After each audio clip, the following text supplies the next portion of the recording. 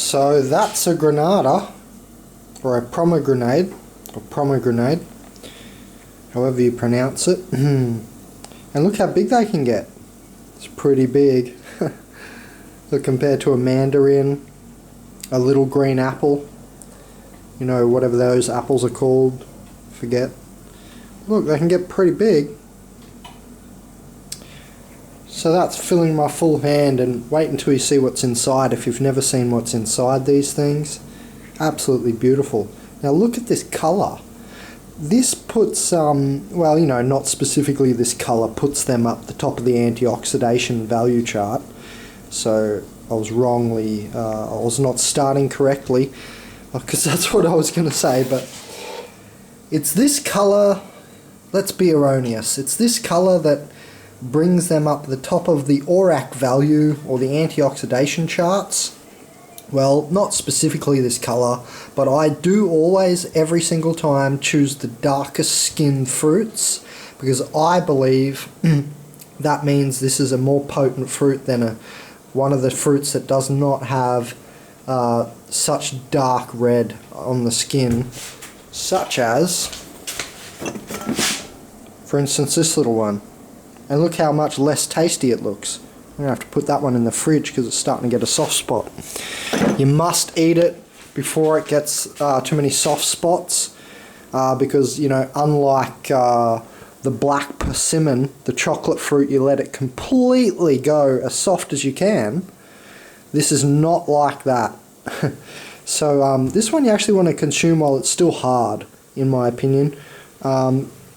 Because otherwise some of the little sacs in there around the seeds, they burst, and what you're after in this thing is, yeah, you can eat the skin if you really want. You'll get some bioflavonols, like, you know how they say the outside of the orange, the white pith of the orange is anti-cancerous? You'll get that type of action with this type of skin as well.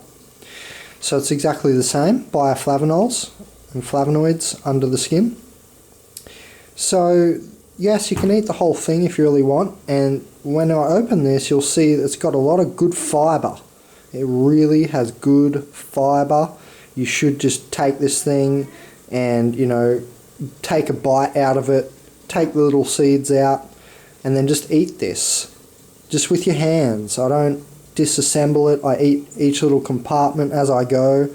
I rip out the first chunk with my own mouth. This is how I eat this fruit.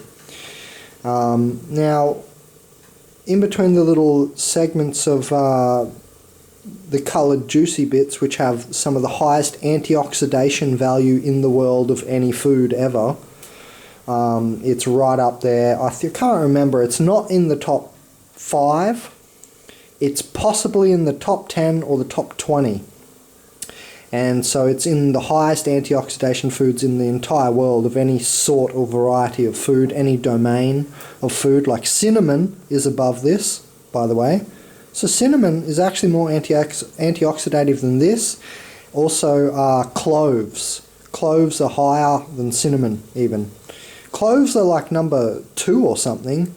They're right up the top of antioxidation of all food. So this is in the top 20 or the top 10. And you can see why, because look at this rich colour, and when we open it you'll be able to see even more why, because the little dark sacs of the juice in there are just super dark and they're wrapped around the seed. You eat the seed with the juice. You can try and just compartmentalise it, but I believe fruits are whole and made whole for a reason. Like, you're meant to eat most of the skin of many fruits because it balances what's the juicy part. Also, the same idea happens with the perfect example, the lemon. The lemon peel is anti-cancerous. It stops what? This candida yeast. It stops cancer, which is also acting like a fungus in our bodies. So you can see the general idea of the lemon pith and the lemon peel, the lemon white part, the whitish pith.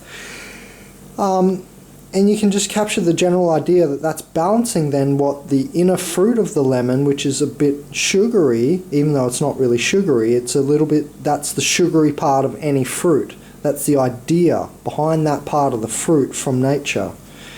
That it's the same with the mandarin and same with all the other citruses. That's the fruity part, the flesh. Now that actually can flare up candida. For instance, when I alkalize my water with lemon, which a lot of health people are into doing, I can't do that too much because I feel it flare up my candida. If I just add too much lemon into my water and drink that for a couple of days, I feel the flare up. It's like eating homogenized pasteurized honey. That's not alive anymore. I feel the flare up on my candida. It's the same thing. However, I've noticed with alive honey, really good manukas, some manukas are too sugary and crystallized, then they're no good anymore. It has to be not crystallized honey. I don't like it when it's crystallized and it's gone all sugary and stuff too. Alive honey, like I was getting in this jar over here, and where you can read off a list of antibiotic, antimicrobial, anti-this, anti-that, and it's just, you know, really good for you. This was really alive honey that I had in there before the spices, and I've noticed I can eat as much as I want of that and not even get candida flare-ups because it's antibacterial, antifungal, and antimicrobial, and it's sort of counteracting what the normal pasteurized sugar honey in the store in the supermarket does. Now, that's the same effect I get from the sugary parts of fruits, candida flare-up. And the idea behind the lemon is that the seeds with the cyanide, with the trace, and it's only in small amounts, little bits of cyanide, all the other chemicals which I've conveniently forgotten the name of. What else was in there? Well, I'll write up a list on the screen here because I've forgotten. But there's all little things like the cyanide in the, like it's famous for being in the apple seeds and that's why you shouldn't eat the apple seeds. Well, that's bullshit because in one little apple you get a couple of seeds. Even if it's 10 or 20, you're not going to get a cyanide poisoning, and the idea is that it balances the fruity flesh. Same with the lemon, same with this. Eat the seeds, you should eat some of the fibre if you can. But yeah, that's the general idea I was trying to put forth about sugar and how fruits are made whole by nature. The entire idea of balance is in the fruit, so you should consume the fruit whole, basically. But we're all skittish. We're like, oh no, that's the skin, you don't eat the skin. Well, explain to me why not. Maybe because it's been touching stuff. Okay, it's a good excuse. But you can clean it, apple cider vinegar and stuff like that, Dr. Bronner's soap, stuff like that, and you can clean it, and then there's no excuse because this is often where the most nutrient dense part of the fruit is, the skin and just under the skin. So often, like pumpkin, we leave pumpkin skin on in our soup. So when I cook that pumpkin, I leave all the skin on because all the iron is right there in the bottom of the skin, and that's what I want to absorb and get a bit loose by cooking it, not overcooking it, obviously. So yeah, that was just a little spiel on how nature's fruit are made whole, and I really encourage you guys to eat as much as this as you can whole. Now, I've never eaten a whole one, so I'm not going to say you must do it, but hey, I encourage you to because I often take a bite or two of the skin while I'm eating it. I don't eat all of the skin. It's just so it goes down nicer because the fluid inside's a bit yummier. And hey, I want a little bit of a snack out of it. I don't want it to be a chore every time I eat. However, when you get really high vibrational, essentially, and when your medicine becomes your food, you do start eating like that.